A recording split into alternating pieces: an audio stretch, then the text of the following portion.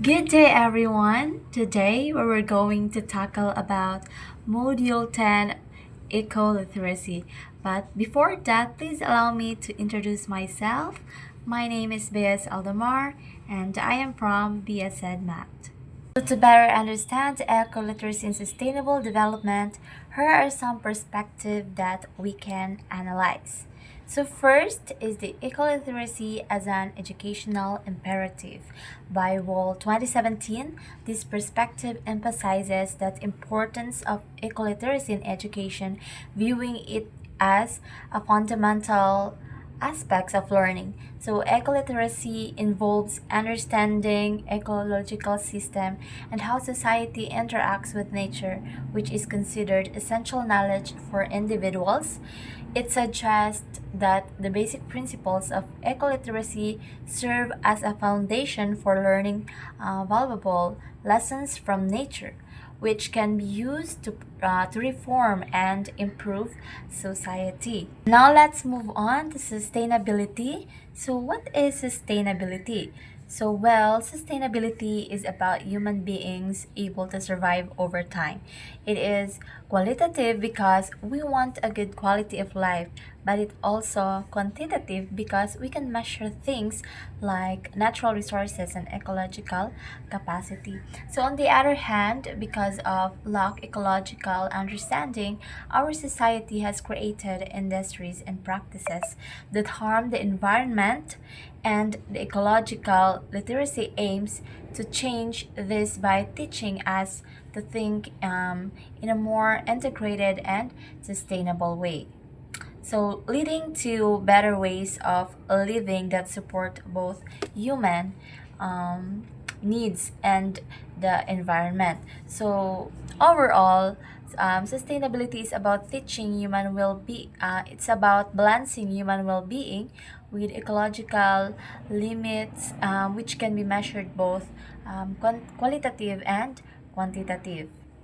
So now, without further ado, let's move on ecological literate person and society. So, tinatawag na ecological literate ang isang person kapag ang kanyang mindset ay naiintindihan niya yung environment or reality by specifically identifying the cause and effect relationship. So, kapag isa kang ecological literate person, bago mo gawin ang isang bagay, pag-iisipan muna kung ano ang magiging epekto nito and then your future. So, ang ecologically literate individual, they have clear perception and understanding of a system's dynamics and rupture as well as its past and alternate future trajectories. He or she understands the complexity of studied objects and phenomena and allowing for more enlightened decision making.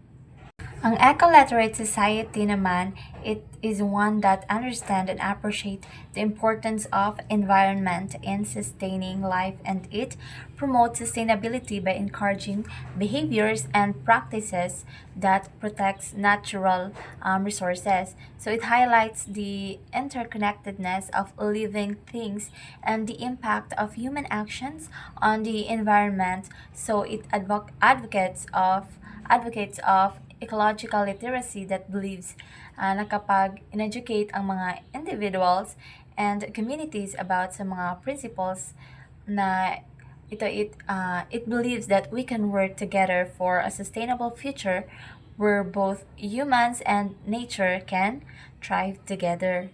So we have ways to develop ecoliteracy in school. So number one, develop empathy for all forms of life. So care for all living things by understanding that they also have needs and deserve respect. Number two, embrace sustainability as community practice. So it means work together with others to protect and take care of the environment.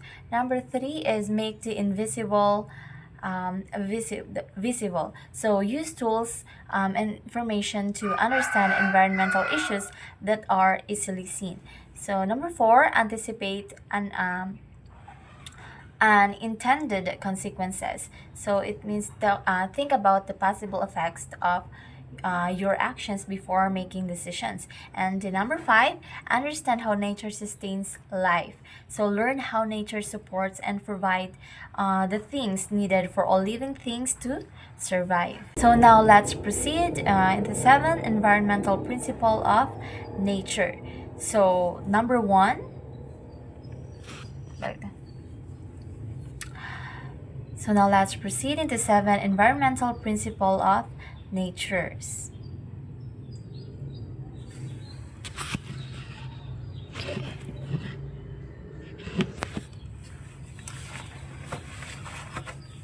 So number one, nature knows best. So we should follow nature rules because they help keep life and resources healthy.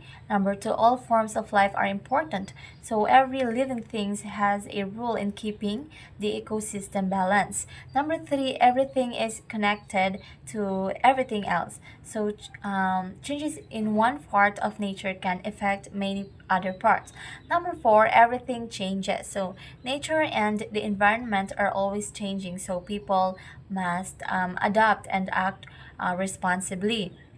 And number five, everything must go somewhere. So waste does not disappear. So we must dispose of it properly. Number six, ours is a finite earth. So Earth's resources are limited. So we should use them wisely and recycle when possible. Number seven is nature is beautiful and we are stewards of God's creation. So people have the responsibility to protect and care for nature. Towards a green school and education for sustainable development. So, a green school helps students learn not only in academics but also how to care for the environment and lead sustainability. So, it encourages everyone in school to work together and protecting nature through daily practices and responsible decisions. So, Green School is a school approach that teaches students to protect the environment and practice sustainable living. So, it was created to help solve environmental problems by integrating sustainability into education and preparing students to care for the needs of both present and future generation. So now let's proceed into Green School and ESD, or the Education for Sustainable Development. So promote environmental sustainability by teaching students to care for the environment and use resources wisely. So they provide a safe and supportive learning environment while encouraging the whole school community to work together in protecting nature. So there are essential aspects of green school environment. So it is a clean, healthy, protective, and green surroundings. The essential aspect of green school environment. A green school provides a clean, safe, healthy, and nature-friendly environment that supports students' physical, mental, and social well-being. So it encourages students, teachers, and the community to work together and caring for the environment and building a sustainable future. So a green school adheres to the following precepts. Number one is learning about the environment. So it means students gain knowledge and an understanding about nature and environmental issues. Number two, learning through the environment. So students learn by interacting with and experiencing the environment inside and outside the classroom. And number three, learning of the environment. So it means students develop responsibility and take actions to protect and care for the environment. So now let's proceed into understanding green curriculum. So for a curriculum to be green, it must include the following aspects. So number one is environment is multidisciplinary and dynamic. So the environment involves many areas of life, including science, society, economy, politics, and technology.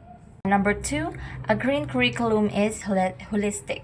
So it helps students understand how the world works and how human actions affect the environment. Number three, it addresses sustainability concerns. So, meaning to say, it promotes protecting resources, culture, health, safety, and social justice. Number four, it encourages exploration and the connection. So students are given opportunities to learn about different environmental issues and how they are related. And number five, it is shared responsibility. So teachers and students work together to support environmental learning and sustainability. So now let's proceed into creating a green school. So a green school provides a healthy learning environment while saving energy, protecting resources, reducing cost, and promoting environmental awareness. So we have here a characteristic of a green school. So number one, it protects health. So a green school provides healthier environment for students and staff. Number two, it increases students' performance. So students learn better and perform well in a green school. Number three, it saves energy and money. So meaning to say a green school reduces energy and water cost. Number four, it reduces Commission. A green school helps lessen population in the environment. Number five, it reduces water usage. A green school uses water more efficiently and responsibly. Number six, it provides teacher retention. So teachers are more likely to stay in a healthy and supportive school environment. Number seven, it improves daily attendance. So meaning to say students attend school more regularly in a green school. Number eight, it provides a unique educational opportunity. So students gain hands-on learning experiences about sustainability and the environment. Number nine, it creates green jobs. So green school helps generate jobs related to environmental protection and sustainability. Number 10, it improves quality. So a green school provides better learning and health opportunities for all students. Now let's move on into a dark green school program or the DGS.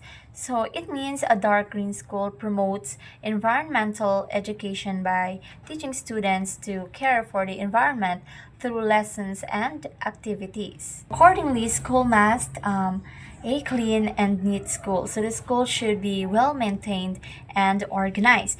Practice environmental responsibility. So the school should conserve resources, manage waste properly, and maintain green spaces. Next is create eco-friendly policies. So the school should have rules that support a healthy and environmentally friendly campus. So next, provide environmental education. So the school should have a strong environmental curriculum and trained staff. So E promotes environmental awareness. So teachers and students should understand and support the school's environmental programs. F, work with the community. So the school should help spread environmental awareness and through community projects. So the last one, support environmental research. So it means the school should encourage studies about nature and human impact on the environment. So now without further ado, let's move on to ecological living practices. So sustainable living follows principles that help people understand how nature works and make choices that protect the environment. Number one, motorcycles continually through the web of life. So materials in nature are refused and recycled continuously. Number two, most energy comes from the sun. So the sun is the main source of energy that supports life on Earth. Number three, diversity assures resilience. So it means a variety of living things helps ecosystems stay strong and recover from changes. Number four, one species waste is another species food. So what is waste for one organism can be useful to another. Number five, life succeeds through networking. So it means living things survive and thrive by cooperating and depending on one another. So Smith's Man 2014 mentioned practical suggestion on how we can support the change for sustainability through ecological living. So in order to sustain our actions for ecological living, it is helpful to remember and draw inspiration from the inner or personal development dimensions of ecological living. So the following are inner and outer ecological perspective. So number one, become a catalyst of change. So meaning to say, be someone who helps make the world a better place through your actions. Number two, care for non-human beings. So meaning to say, respect and take care for animals and also plants and nature. Number three, learn from sustainability challenges. So use environmental problems as a chance to learn and find better solution. And the last one is number four, as an agent of sustainability. So Jan other is protected the environment for the future. So number five, take care of your body and nature. So stay healthy and live in a way that also protect natures. Number six, be energy efficient. So save energy and avoid wasting in whenever possible. Number seven, compost your waste. So turn in biodegradable waste in compost instead of throwing it away. Number eight, think about future generation. Make choices today that will help people and the environment in the future. Next is the outer ecology. So number one, learn about the resources we use. So of course, know where the things we use every day came from. Number two, reuse, reduce, repurpose, and recycle. So use less waste and make old things useful again. Number three, know the true cost of products. So choose products that do not harm people, animals, or the nature. Number four, so it means support products that are made fairly and without harming the environment. Number five, recycle gray water. So reuse water from washing for the other purposes like watering plants. Number six, collect rainwater. So save rainwater to reduce rain waste. Number seven, grow an organic vegetable garden plant.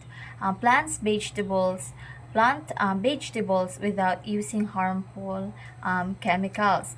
So number eight, compost organic waste. So turn food and plant waste into fertilizer for plants. So number nine, create a wildlife. So means friendly garden. Plants local trees and plants that help animals and insects. Number 10, make a roof garden. So grow plants on rooftops to make the plants cooler and greener. Number 10, buy local and organic products. It means choose products that are healthy and made near your community. And lastly, 12, support eco-friendly businesses. So buy from businesses that take care for the environment. Now, without further ado, let's move on to integrating ecological literacy into the curriculum. So the Center of Ecoliteracy 2015 says that teachers should use learning activities that fit students' age and help them develop the knowledge, skills, and values needed to take care for the environment and live sustainably. Students learn better when teachers use different activities like hands-on work, discussion, reflections, and both indoor and outdoor learning. We have here the place-based learning. So meaning to say, students learn by exploring and helping their own communities and environment. We have the following principle under the place-based learning. Number one is community projects are connected to classroom lessons. Number two, students learn so they can solve real-life problems. Number three, students actively helps create and improve projects. Number four, students work together with people, organizations, and the government. Number five, students help make plans to improve their communities in the future. And lastly, students learned that their community is like an ecosystem where everything is connected. So research reveals that benefits of place-based learning, such as high test scores. Number two, best grade point average, improve classroom behaviors, increase self-esteem and problem-solving abilities, and last, highly level thinking skills by slide 2015. Now let's proceed to number two, which is the project-based learning. So, meaning to say, students learn by doing project using different resources while the teacher guides them. So, using these strategies, research shows it impacts learners such as improve students' critical thinking. Number two, build a positive attitude towards learning and better. Number three, develops good habits, problem solving skills, and self confidence. Let's proceed to number two, which is the Socratic inquiry. So, means students learn by asking and answering questions instead of just listening to the lectures or to the lesson. So, in return, these strategies impact students' learning as evidenced by the following outcomes. So, number one, students better understand and explain their own ideas. Number two, improves critical thinking. And number three, improves listening, speaking, and respect for different opinions. Now let's proceed to number four, which is the experiential learning. So, meaning to say, students learn best through real life experiences and active participation. We had the principle of learning associated with environmental literacy. So, number one, hands-on learning is important for sustainable living. Number two, direct experience with nature helps students understand the environment. So number four, solving real-world problems build useful skills line. So students learn by actively doing activities, and learning starts with exploration, then understanding, and finally applying what is learned. And lastly, we have the interdisciplinary learning. So which means students connect different subjects to better understand one topic. So the following advantages of interdisciplinary learning is number one, student use knowledge from different subjects to solve problems. Number two, it connects lessons instead of teaching them separately. Number three, students learn a topic from different perspective. Number four, teachers can use more creative teaching and assessment method. Number five, students become more interested and active in learning. Number six, students value their learning more and participate actively. Number seven, students learn better by applying different skills and work with others. And lastly, this approach helps students learn how to live sustainably. So that concludes my report about Module 10 Ecoliteracy. I hope you learned the importance of caring of our environment and participating sustainable and living in our daily lives. Now once again, I'm B.S. Aldemar and thank you for listening.